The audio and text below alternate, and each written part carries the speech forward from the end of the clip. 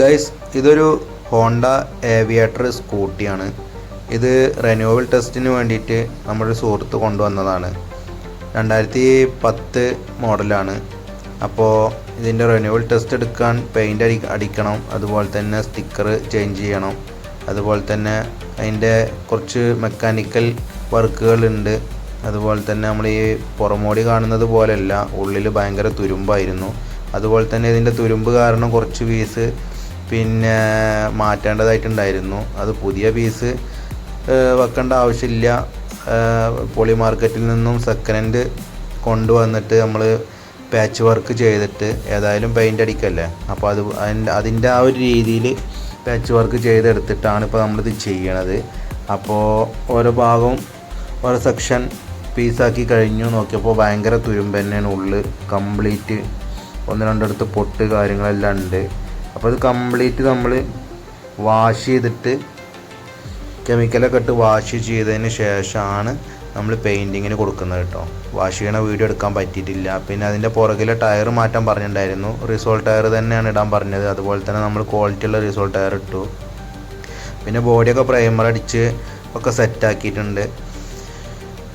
ഇനി നമുക്ക് പിന്നെ ചെയ്സെല്ലാം അടിച്ചതിന് ശേഷം പിന്നെ കംപ്ലീറ്റ് സ്വിച്ചുകൾ മാറ്റി, ഹെഡ്ലൈറ്റിൻ്റെ ഡൂമ് മാറ്റി, പിന്നെ പെയിൻറ്റ് കടയിൽ നിന്ന് നമ്മളെ ഷോപ്പിലേക്ക് പെയിൻ്റ് അടിച്ച ഓരോ ബോഡി പാർട്സും കൊണ്ടുവരികയാണ്.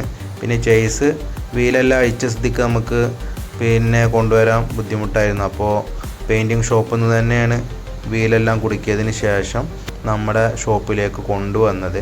അപ്പോൾ നമ്മുടെ സ്റ്റാഫ് ഇതിൻ്റെ വീലെല്ലാം കൊടുക്കുകയാണ്.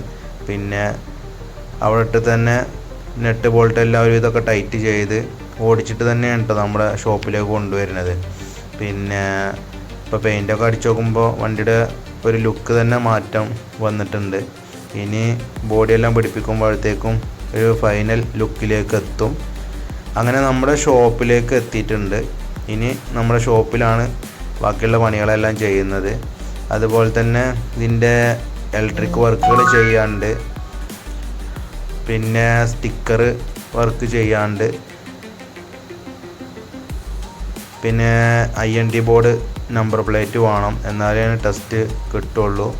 പിന്നെ indicator, headlight, brake light, buzzer എല്ലാം ഫിറ്റ് ചെയ്യേണ്ടതായിട്ടുണ്ട്.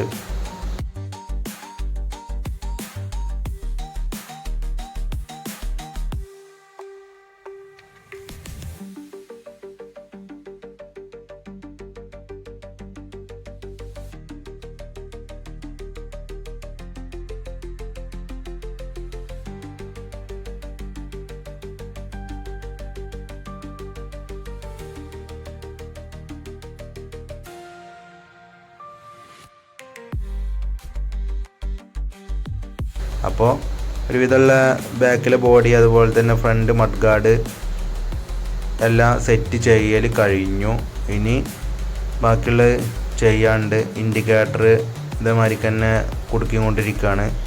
ഇൻഡിക്കേറ്ററൊക്കെ നമ്മൾ പഴയ ഇൻഡിക്കേറ്റർ തന്നെ വെച്ചിട്ടുള്ളത്. അത് റബ്ബിംഗ് പോളിഷ് ചെയ്ത് കഴിഞ്ഞാൽ നല്ല വൃത്തിയാവും. അതിന് മാത്രമുള്ളൊരു ഡാമേജ് ഒന്നും വന്നിട്ടില്ല കേട്ടോ. ഇപ്പോൾ 2 ഇൻഡിക്കേറ്റർ കുടുക്കി. പിന്നെ അതുപോലെ തന്നെ ഇൻഡിക്കേറ്റർ ഇട്ട് കഴിയുമ്പോൾ നമുക്ക് അതിൻ്റെ ബസറിൻ്റെ സൗണ്ട് കിട്ടണം. അപ്പോൾ അതിന് ഒരു ബസർ ഫിറ്റ് ചെയ്തിട്ടുണ്ട്. പിന്നെ ഒരു പകുതി മുക്കാലും ബോഡി ഫിറ്റ് ചെയ്യൽ കഴിഞ്ഞു.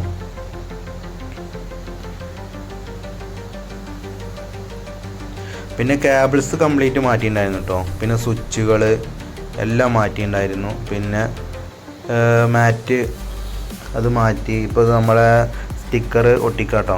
സ്റ്റിക്കർ വർക്ക് ചെയ്യുന്ന ആൾ നമ്മുടെ ഷോപ്പിൽ തന്നെ വന്നിട്ട് ഏവിയേറ്ററിൽ നിന്നുള്ള മെറ്റൽ സ്റ്റിക്കർ ഒട്ടിച്ചു. അതുപോലെ തന്നെ നമ്പർ പ്ലേറ്റ്, IND ബോർഡ് അവൻ കൊണ്ടുവന്ന് തന്നിട്ടുണ്ടായിരുന്നു.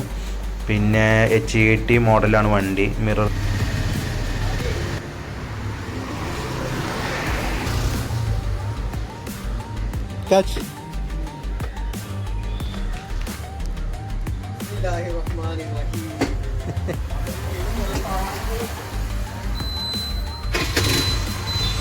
അങ്ങനെ എല്ലാ വർക്കുകളും കഴിഞ്ഞ് അവൻ ടെസ്റ്റ് ഡ്രൈവ് പോവുകയാണ്.